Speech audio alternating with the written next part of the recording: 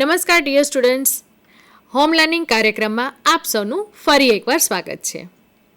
Friends, last એપિસોડમાં આપણે revision 1ની activity 1 જોઈ હતી અને તે એક્ટિવિટી હતી મેથી પકોડા સ્ટોરી. આ સ્ટોરીનો આપણે વિડીયો પણ જોયો હતો અને તેની સાથે એક એક્ટિવિટી પણ કરી હતી. આજે પણ આપણે આ સ્ટોરી મેથી પકોડા તેને રિલેટેડ જ એક બીજી એક્ટિવિટી કરવાની છે. તો પહેલાં આપણે જોઈ લઈએ કે આજની એક્ટિવિટીમાં આપણે શું કરવાનું છે.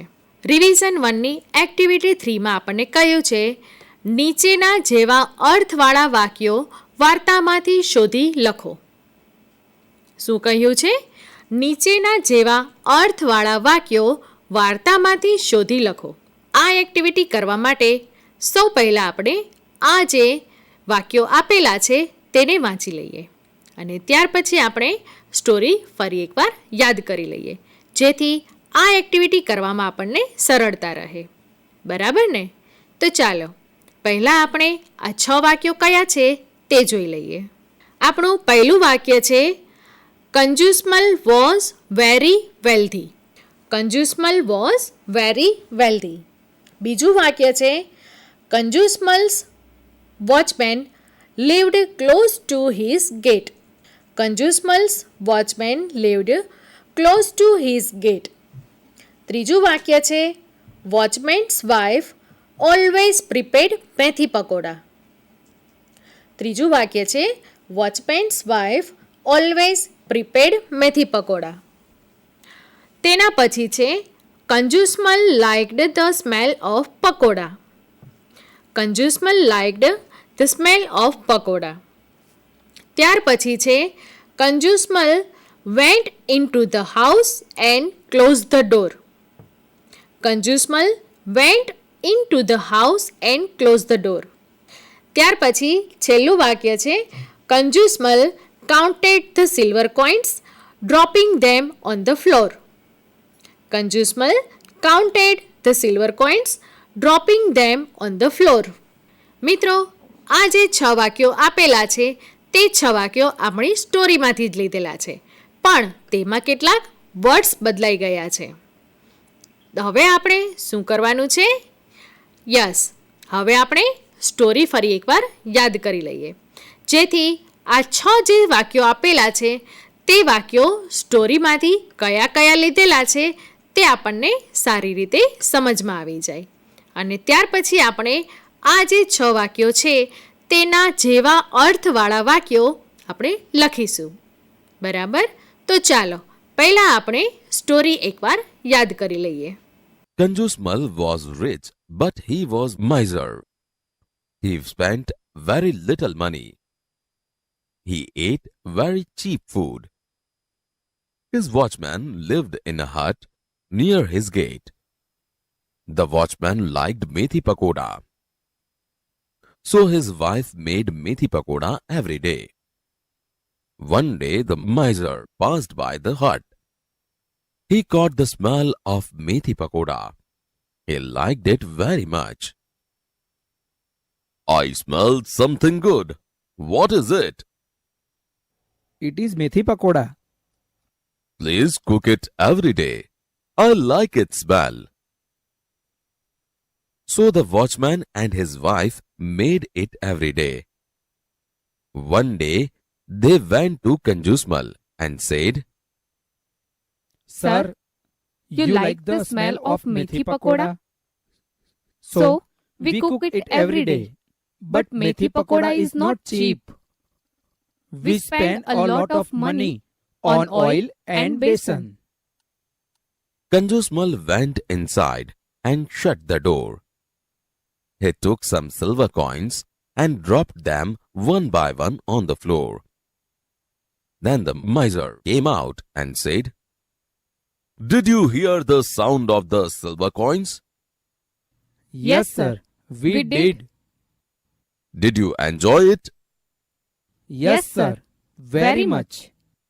The miser said, I enjoyed the smell of your methi pakoda. You enjoyed the sound of my money. I will not ask you to give me methi pakoda. and you don't ask for my money. That is a deal. Now go away and prepare methi pakoda.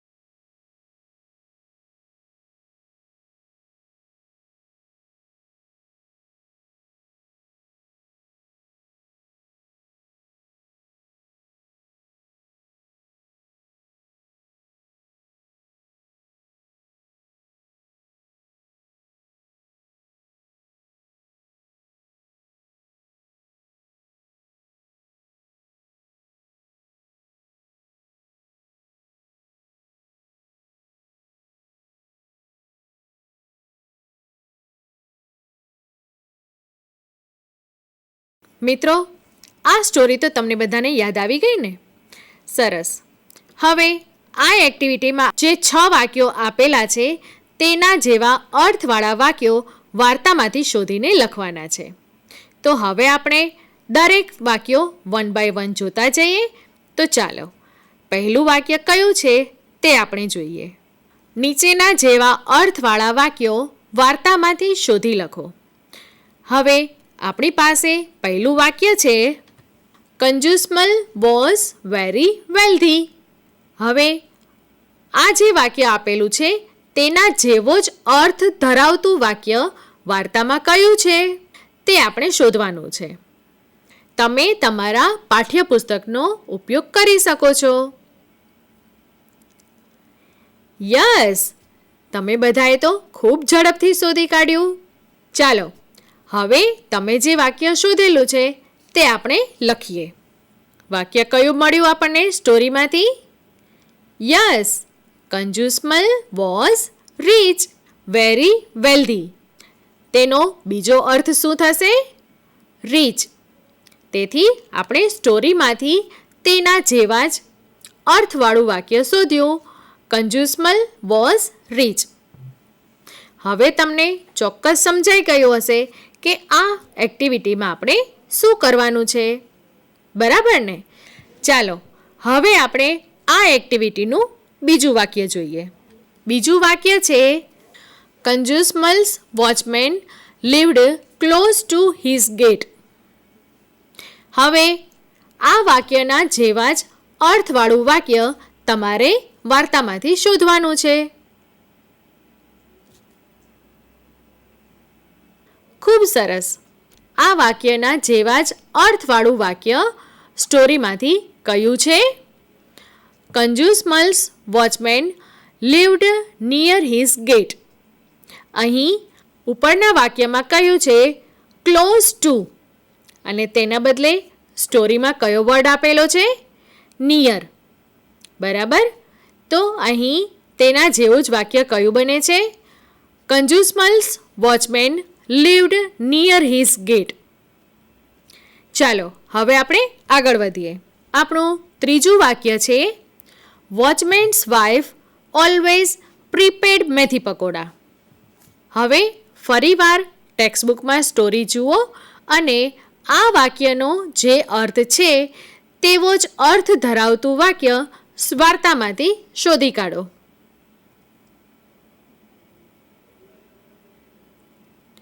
ખૂબ સરસ. કયું વાક્ય સ્ટોરીમાં આપેલું છે? વોચમેન્સ wife always મેડ મેથી પકોડા. બરાબર. અહીં સ્ટોરીમાં મેડ આપેલું છે અને આપણને એક્ટિવિટીમાં પ્રીપેડ આપેલું છે. ચાલો ત્યાર પછીનું સેન્ટેન્સ જોઈએ. Kanjusmal like the smell of pakoda. હવે આ વાક્યના અર્થવાળું વાક્ય વાર્તામાંથી શોધવાનું છે. મળી ગયું બધાને? ખૂબ સરસ. કયું સેન્ટેન્સ છે? Kanjusmal caught the smell of methi pakoda. He liked it very much. ચાલો હવે આપણે આગળ જોઈએ. Kanjusmal went into the house and closed the door. Yes, આ સેન્ટેન્સ તો ખૂબ જ સરળતાથી મળી રહે તેવું છે. મળી ગયું બધાને? Yes. Kanjusmal went inside the house and shut the door. ખૂબ સરસ. ચાલો હવે આપણે લાસ્ટ સેન્ટેન્સ જોઈએ. Kanjusmal counted the silver coins, dropping them on the floor. મિત્રો, હવે તમારે ફરી એકવાર શોધવાનું છે કે આ વાક્યના અર્થવાળું વાક્ય વાર્તામાં કયું છે. Yes, you are right. Kanjusmal took the silver coins and dropped them on the floor. મિત્રો, આજે આપણે ખૂબ જ સરસ મજાની એક્ટિવિટી કરી. આજે આપણે જે એક્ટિવિટી કરી તે એક્ટિવિટીમાં શીખવાનું શું છે? આપણે જ્યારે પણ કોઈ સ્ટોરી કે પેરેગ્રાફ વાંચીએ તો તે જો ધ્યાનથી વાંચી હોય, સમજી હોય તો તેના રિલેટેડ કોઈ પણ પ્રશ્ન હોય તે આપણે આસાનીથી તેનો જવાબ આપી શકીએ છીએ અને આપણને અર્થગ્રહણ પણ ખૂબ સારી રીતે થાય છે. અને હા મિત્રો, આ રીતનો પ્રશ્ન તમારી પરીક્ષામાં પણ પૂછાય છે. ખબર છે ને બધાને? હા, જો તમે આ રીતની પ્રેક્ટિસ કરો, એટલે કે કોઈ પણ સ્ટોરી વાંચો કે પેરેગ્રાફ વાંચો, તે જો ધ્યાનપૂર્વક વાંચો અને તેને સમજવાનો પ્રયત્ન કરો તો તમે તેને રિલેટેડ કોઈ પણ પ્રશ્ન તમને પૂછે તો તમે તેનો જવાબ સરળતાથી આપી શકો છો. બરાબર ને? આ જ રીતે એક નવી એક્ટિવિટી શીખીશું નેક્સ્ટ એપિસોડમાં. ત્યાં સુધી બાય બાય.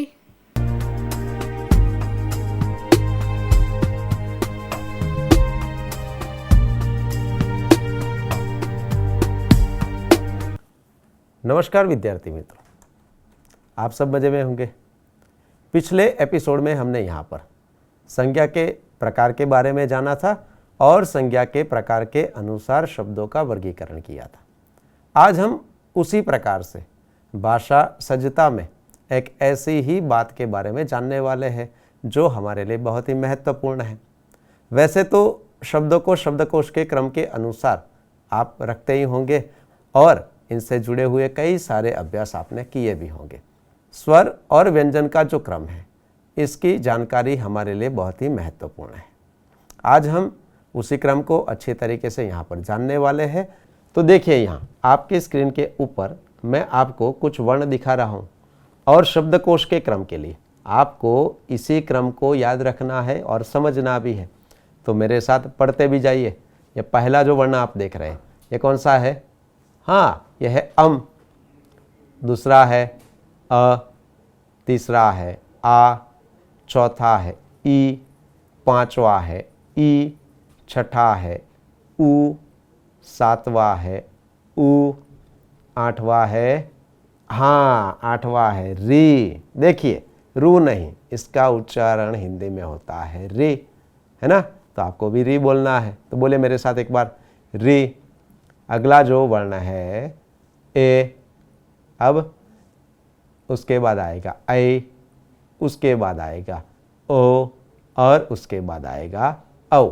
शब्दकोश का क्रम तय करने के लिए हमें इन स्वरों को इस क्रम में याद रखना आवश्यक है। जब शब्दकोश के क्रम में शब्दों को रखना है तो वर्णमाला का ये क्रम भी हमें जरूर समझना चाहिए। तो जरा एक बार देख लेते हैं।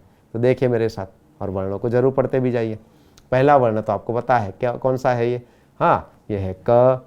उसके बाद आएगा, बोलिए, नहीं, उसके बाद आएगा क्ष। आप कहेंगे तो आप गलत पढ़ा रहे हैं, है ना, क्योंकि क के तुरंत बाद तो हमेशा ख आता है। लेकिन मैं आपको एक बार फिर से कह रहा हूं कि जब वर्णमाला लिखते हैं तब क के तुरंत बाद ख आएगा, तो आप सही है। लेकिन जब हमें शब्दकोश का क्रम तय करना है, यानी कि शब्दों को शब्दकोश के क्रम में रखना है, तो क के बाद क्ष ही आएगा। ऐसा क्यों हुआ होगा कि क्ष बना है क और श के मिलन से, यानी कि वैसे तो क्ष संयुक्ताक्षर है, संयुक्त वर्ण है, और उसमें जुड़ा हुआ है क और श। देख रहे हैं ना आप? हाँ, इसीलिए क के तुरंत बाद हम शब्दकोश के क्रम में क्ष वाले शब्दों को रखते हैं। अब आएगा ख, है ना। तो आप सही है, ख के बाद ग, उसके बाद ग, उसके बाद च, उसके बाद छ, उसके बाद ज। और अब यहाँ पर भी जैसे क्ष बीच में आता है, इसी प्रकार से हम अंत में एक और वर्ण लिखते हैं, ये है ज्ञ, है ना।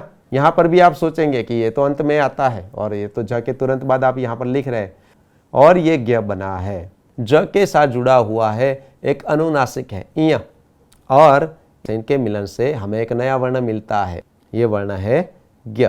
तो अब आप ये समझ चुके हैं कि ज के तुरंत बाद ज्ञ वाले शब्द यहाँ पर शब्दकोश के क्रम के अनुसार हमें रखने हैं।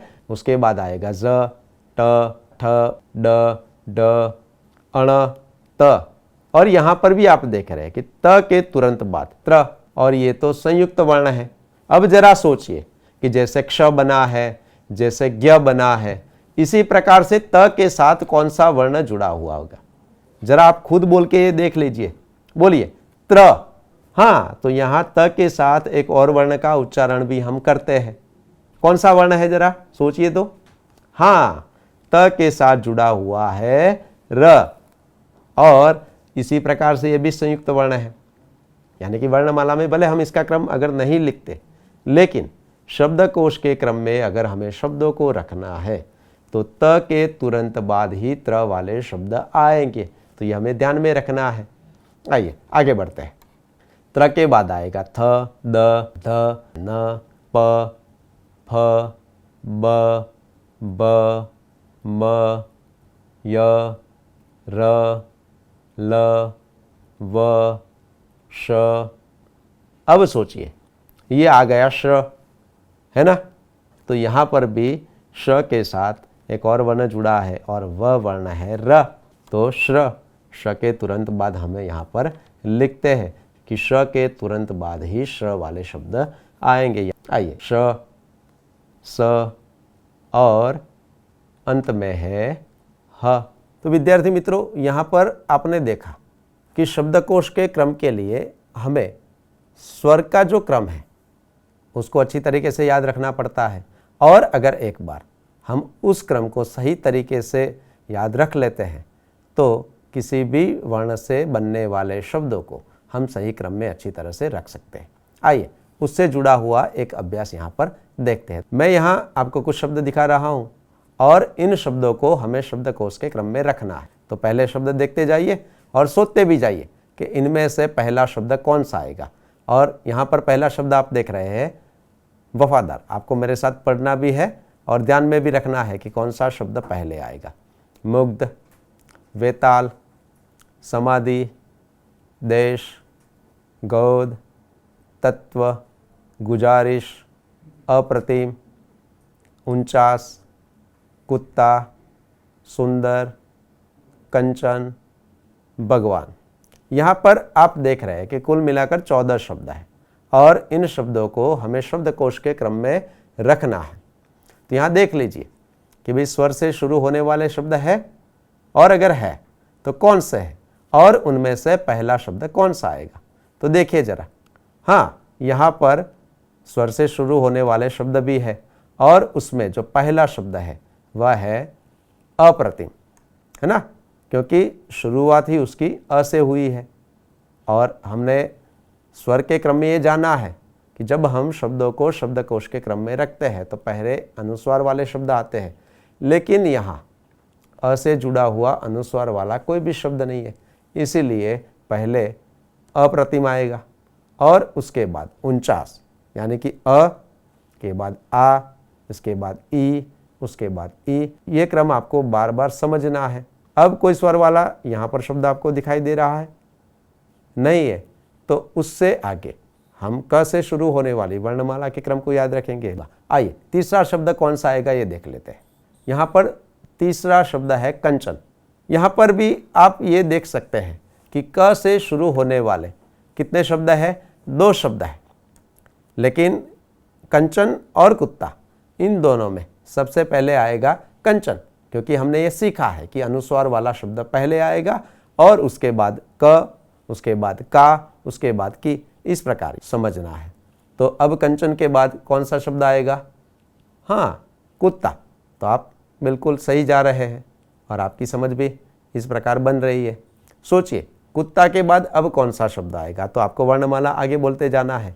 तो ग वाला कोई अगर यहाँ पर शब्द है तो ये आएगा गुजारिश, उसके बाद आएगा गोद। यहाँ पर आप ये देख रहे हैं कि ग वाले भी 2 शब्द हैं, गुजारिश और गोद। गोद के बाद सोचिए तो अब तत्व, और उसके बाद कौन सा शब्द आएगा? तो देश, यानी कि त के बाद आया द, है ना, क के बाद आया त के बाद आया द, और उसके आगे ब आया, तो द के बाद आया ब, यानी कि भगवान शब्द हम यहाँ पर रखते हैं। और उसके बाद कौन सा शब्द जुड़ेगा? तो ब, यानी कि मुग्ध, और म के बाद व, यानी वफादार और वेताल। यहाँ पर भी आप ये बात समझ रहे हैं कि पहले व से बनने वाले यहाँ पर 2 शब्द हैं, वफादार और वेताल। तो उसमें वफादार पहले आएगा और वेताल शब्द बाद में आएगा। ऐसा क्यों? हाँ, उत्तर आपको पता है, क्योंकि अब आप स्वर के सही क्रम को जान चुके हैं, है ना। सोचिए अगला शब्द अब कौन सा आएगा? तो समाधि पहले आएगा और उसके बाद आएगा सुंदर।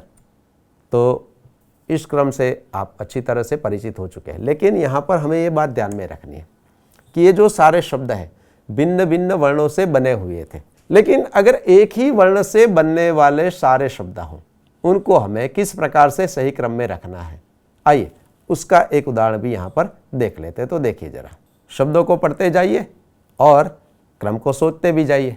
कोमल, कागज, किताब, कंचन, क्षमा, कुमार, कौशल, कृपा, कीमत, कदम, केतकी और कैलाश। यहाँ पर आप देख रहे हैं कि शब्द तो है 12, लेकिन हर एक शब्द की विशेषता यह है कि हर एक शब्द की शुरुआत क से हुई है ना। और जब ऐसे शब्दों को हमें शब्दकोश के क्रम में रखना है तो थोड़ी दिक्कत का एहसास जरूर होता है, लेकिन इसके लिए बार बार मैं आपको स्वर का क्रम ही याद दिला रहा हूँ। क्यों? क्योंकि अगर ये क्रम हमें सही तरीके से मालूम है तो हम एक ही वर्ण से बनने वाले कितने भी शब्द हमें दिए जाए, हम उनको सही क्रम में रख सकते हैं। तो यहाँ पर भी आपको उसी बात को दोहरानी है। तो देख लीजिए एक बार कि इनमें से अब पहला शब्द कौन सा आएगा। सारे शब्द क से बने हैं, लेकिन अनुस्वार वाला जो शब्द है क के ऊपर अनुस्वार, वह पहले आएगा। तो इसमें से अब कौन सा आएगा? हाँ, कंचन। आप बिल्कुल सही है। अब सोचिए कि भाई क के ऊपर अनुस्वार है, ऐसा कोई और शब्द है तो नहीं है, तो अब क वाला आएगा। और क वाला कौन सा शब्द है यहाँ पर? हाँ, कदम, है ना। अ और उसके बाद आएगा आ, यानी कि यहाँ पर कम, क और उसके बाद आएगा का। तो यहाँ पर का वाला कोई शब्द है क्या? है। हाँ, तो उसका क्रम अब यहाँ इसके बाद ही आएगा, यानी कि कदम के बाद आएगा कागज। अब और कोई शब्द है जो कागज जैसा ही हो, यानी कि का से शुरू होता है, तो ऐसा शब्द हमें यहाँ पर नहीं दिखाई दे रहा। तो इससे आगे आपको बढ़ना है। का के बाद आएगा, हाँ आपका उत्तर बिल्कुल सही है, की, और की से शुरू होने वाला शब्द यहाँ पर है किताब। और किताब के बाद, अब तो आप तुरंत उत्तर दे रहे हैं, वाह, जल्दी से हम आगे बढ़ते हैं। हाँ, की के बाद की, यानी किताब के बाद कीमत, और कीमत के बाद आएगा कुमार, है ना, कु और कु, और उसके बाद आएगा कृपा। यहाँ पर आपको फिर से मैं याद दिला दूँ कि मैंने आपको ये बात ध्यान में रखने के लिए बोला था कि कु यानी कि ई, उ और उ के तुरंत बाद आएगा री, और यहाँ पर क्री यानी कि क के साथ री जुड़ा हुआ है, इसलिए हम इसका उच्चारण भी कृपा करते हैं, है ना। और कु के बाद आएगा क्री, तो इसीलिए इसका क्रम यहाँ पर है, यानी कृपा यहाँ पर आएगा। अब इससे आगे आपको सोचना है, तो आएगा ए वाला। तो यहाँ पर ए वाला कौन सा है, के वाला? हाँ, तो यहाँ पर के से बनने वाला शब्द है केतकी, और केतकी के बाद आएगा, हाँ, कैलाश, है ना, बिल्कुल सही है आपका उत्तर भी। उसके बाद आएगा कोमल, और उसके बाद आएगा कौशल। और यहाँ पर मैंने जानबूझकर क्ष वाला एक शब्द भी रखा है, क्षमा, जो अंत में आएगा। क्यों? क्योंकि वह बना है क और श से, है ना। तो आप ये बात समझ चुके हैं। तो विद्यार्थी मित्रों, आज हमने यहाँ पर शब्दकोश के क्रम को जानने का प्रयत्न किया, और मैं मानता हूँ कि आप अब अच्छी तरह से शब्दकोश के क्रम के बारे में अवगत हो चुके हैं। तो आपको आज बहुत मज़ा आया होगा। धन्यवाद।